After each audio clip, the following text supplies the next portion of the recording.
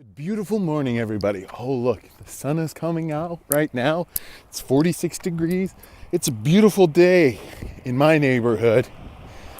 So some of you guys are like, well, it's freezing where I live, Jeremiah. It's too cold where I live, Jeremiah. And I say, yeah, take a look.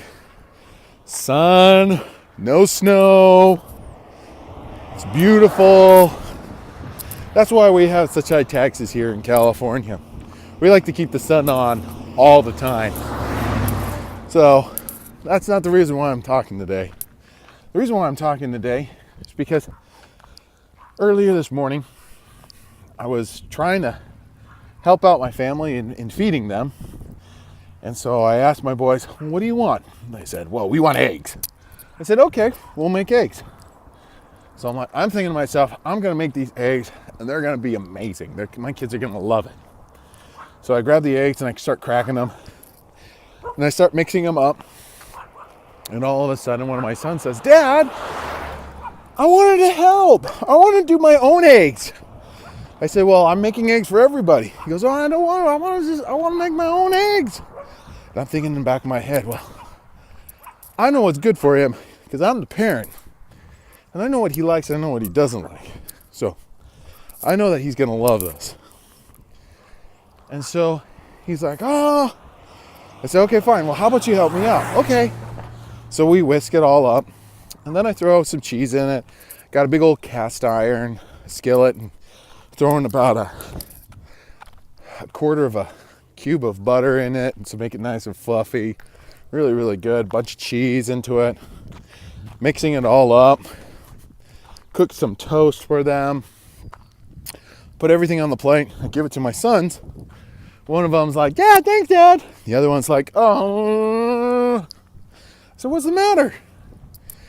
He goes, I don't want cheese in my eggs. I said, you don't want cheese in your eggs? Everybody loves cheese in their eggs. Not me. And all of a sudden, I'm thinking to myself, well, what am I going to do? So I walk over to my son and I say, son, I love you. And you don't have to eat those eggs. But if you don't eat those eggs, you don't get a cupcake. So he started eating the eggs. And he was perfectly fine with that. Now, I want to relate this to expectations. A lot of times we think that we know what's best. We know what's best for our family. We know what's best for our job or our employers, for the people that we surround ourselves with, as well as for ourselves. But there's also plenty of times where we don't quite actually get those expectations. And so how do we deal with it? Well, hopefully those that have their expectations shattered, for me in many situations, keep moving forward. I mean, that's the whole point of life, is to try things out or work things through. And if they help us out, well, then that's great. And if they don't, well, we learn from it.